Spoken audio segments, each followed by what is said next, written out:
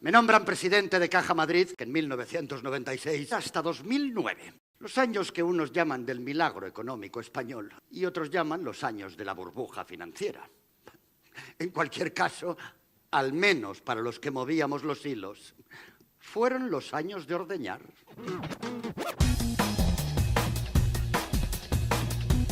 Si reagrupamos unos cuantos de estos mails y tratamos de darles aspecto de conversación del día a día, siendo totalmente fieles a sus palabras textuales, yo creo que nos daría algo parecido a esto.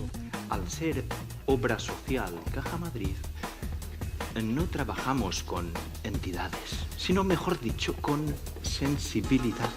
Tienen cada de uno de ellos una tarjeta Visa para gastos de representación black, o sea, en negro me refiero, a efectos fiscales. Gastó un total de 456.522 euros con su tarjeta Black. 12.200.000 euros más intereses, que bueno, si hay que pagar, se paga, ¿no?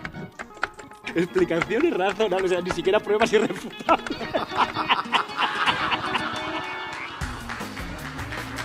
No podéis pretender que en el Consejo de Administración de Caja Madrid seamos capaces de entender un balance contable o un informe jurídico. Este tendría que ser el final. Aquí tendría que acabar la historia. Hubiera sido un final normal, como Dios manda, como se ha hecho siempre.